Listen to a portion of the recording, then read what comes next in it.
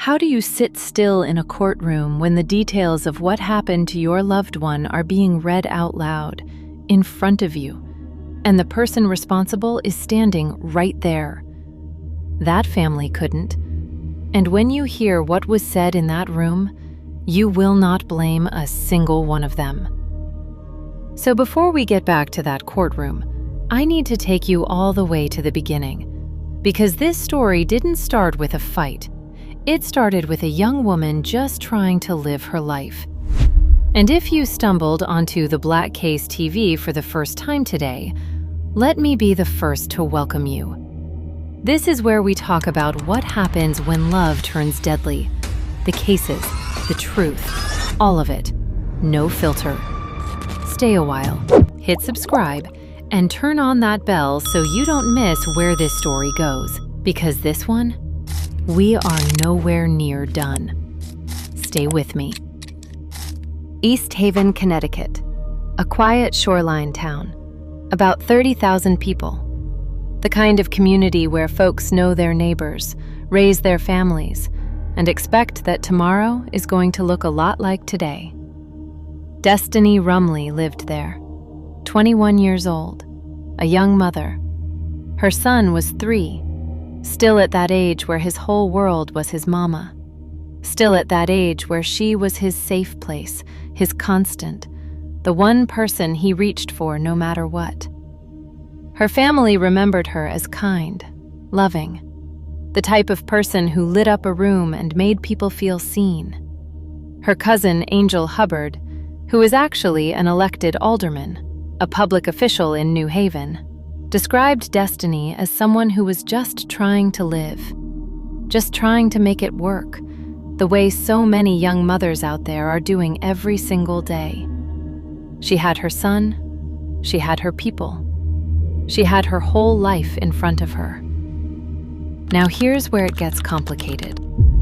Destiny had been seeing someone, a man named Tyreek Black, 21, same age as her, and when the people who loved Destiny most were asked about this man, her family, her blood, they could barely tell you who he was.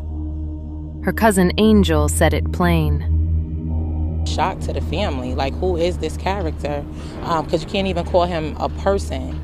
For someone of this horrendous act, you're not even a person, so it's a character. Make it make sense. The family barely knew him. He wasn't showing up at cookouts. He wasn't somebody her people had sized up and welcomed in. He existed on the edges of Destiny's life. Someone she was seeing privately, while the people who would have looked out for her didn't even have the full picture. And that invisibility, that is one of the most dangerous things about this whole story. Because when a relationship exists away from family, away from the people who would notice when something feels off, there is nobody on the outside who can see the warning signs. Nobody to check in, nobody to say, "Hey, are you good?" They didn't even know y'all was a thing. According to what came out in court later, Destiny and Tyreek had actually been in a relationship before, some time back. It ended. And then in the weeks leading up to that December morning, he had apparently been pushing to get back in. A man pressing his way back into a woman's life. That detail would matter a lot. But before we go further, if you are not subscribed to Theblackcasetv yet, do that right now. Turn on your notifications too, because this story gets heavier from here, and you need to hear all of it. Hit subscribe. I'll wait. Okay, moving on. It was the last Tuesday of 2025, December 30th, one day before New Year's Eve. Most people in East Haven were probably wrapping up the year, making plans, counting down, looking forward to turning the page.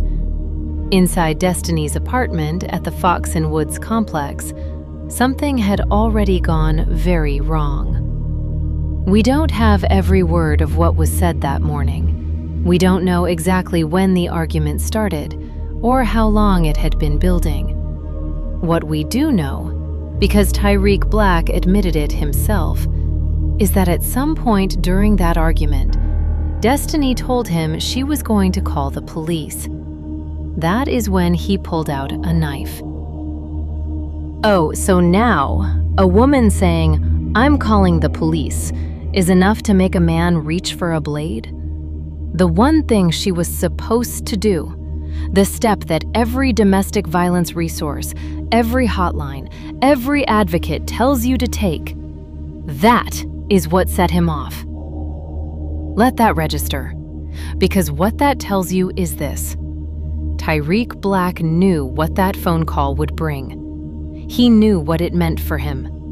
And instead of stepping back, instead of walking out that door, instead of doing anything a person with any self-control would do, he made sure she couldn't finish it. Destiny actually did get through to dispatch. She made that call, but it only lasted 20 seconds. 20. Dispatchers couldn't make out what she was saying, and then the line went quiet. In those 20 seconds, or somewhere right around them, the attack started. Neighbors heard her first. People inside that building heard screaming coming from the hallway. Multiple people grabbed their phones and dialed 911. The calls were frantic. Someone is screaming. Someone is being attacked. Please come now. Here is the detail that will stay with you. Tyreek Black also called 911. After what he did, he picked up his phone and called it in himself. And what he said to that dispatcher, the exact words out of his own mouth, would follow him straight into that courtroom. He told them he had stabbed her. Just said it like that. When East Haven police arrived just after 8 a.m., they found him in the hallway. Blood on him. A large knife right there nearby. Not hidden, not disposed of. Just there. Like he had nowhere left to go and nothing left to pretend. Destiny was inside, stabbed 9 times. Her trunk, her extremities, her head. This was not one wound in the middle of a moment. This was 9. A sustained, repeated attack on a woman who had done nothing but try to call for help. And her 3-year-old son was still in that apartment.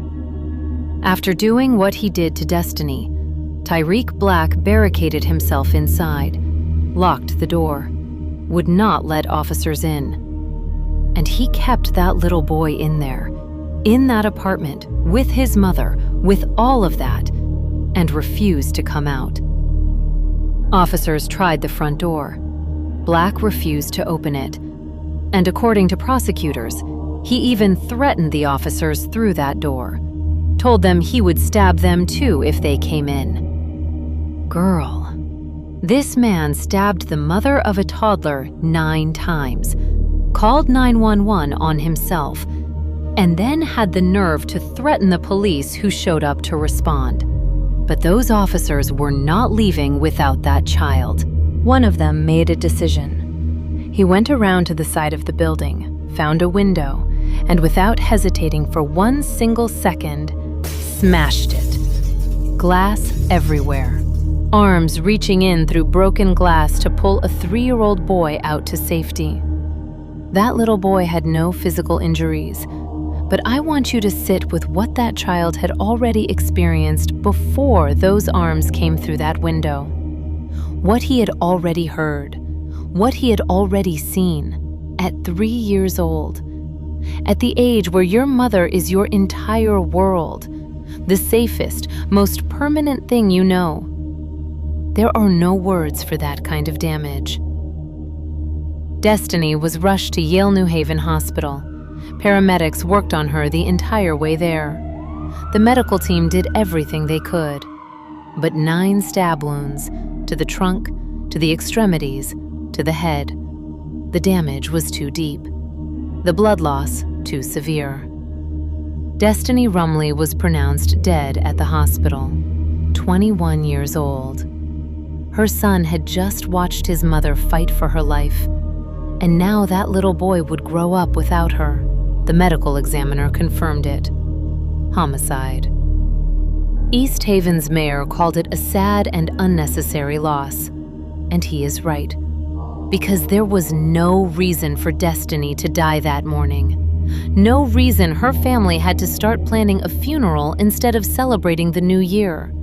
No reason her son has to carry that mourning with him for the rest of his life. She was trying to get help, and he took her life for it. Now, do you remember that courtroom we started with? The screaming, the chaos, the marshals pulling people apart? You are about to find out exactly what happened in that room the day after Destiny died. What was said on the record in front of a judge that broke her family past every limit they had. And if you are not subscribed yet, this is your last chance before this story gets even heavier. Hit subscribe, turn on those notifications, and do not go anywhere, because we are just getting started. The morning Destiny died was a Monday. By Tuesday, the very next day, Tyreek Black was standing in front of a judge. December 31st, New Year's Eve. While the rest of the world was counting down to midnight, making plans, popping bottles, Destiny's family was sitting inside a New Haven courtroom, watching the man who killed her get his charges read out loud. This is the arraignment of State versus Tyreek Nelson Black. Point to public defender. Yes, Your Honor. All right, the public defender is appointed. Bail commissioner's recommendation. Your Honor. I will indicate, first of all, it's an on-site arrest. I did read through the report, and I will clearly make a finding of probable cause for the crimes, including the crime of murder. Go ahead. Your Honor, in this incident, the defendant is charged with murder. The defendant called police, said that he had stabbed the victim. He further said that it was a couple of times. When officers arrived, he refused to open the door and threatened the officers that he could stab them if they entered. There was a 3-year-old child present for this incident. The defendant fought with officers, and the victim suffered 9 deep puncture wounds.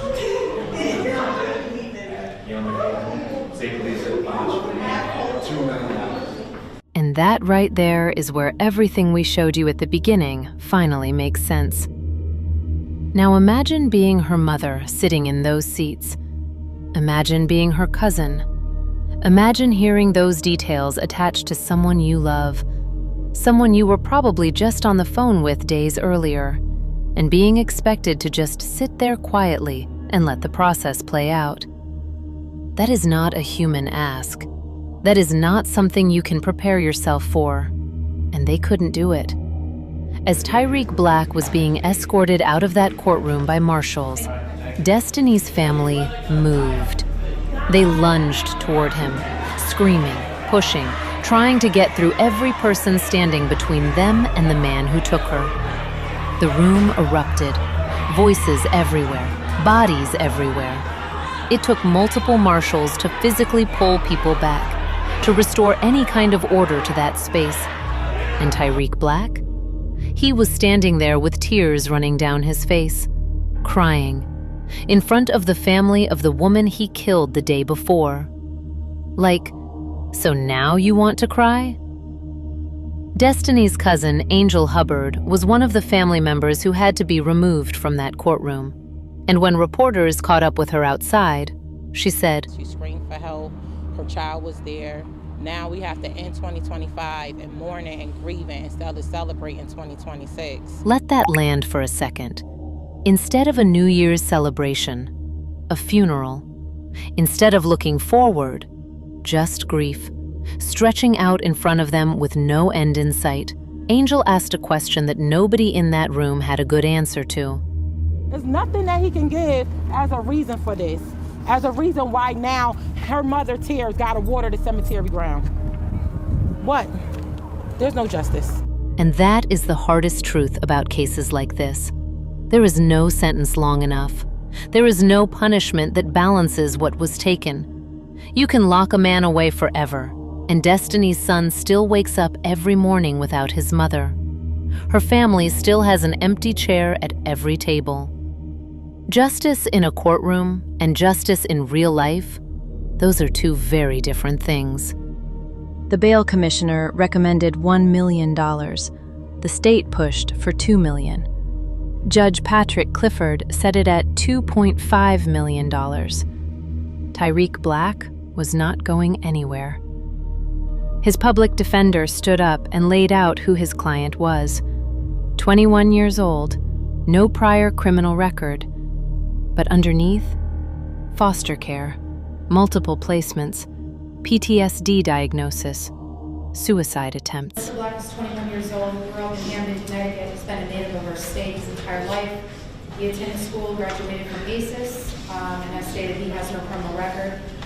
Your Honor, Mr. Black is truly a product of his environment, his upbringing. His background consists mostly of depending on state benefits, grew up in foster care, multiple ineffective DCF involvements.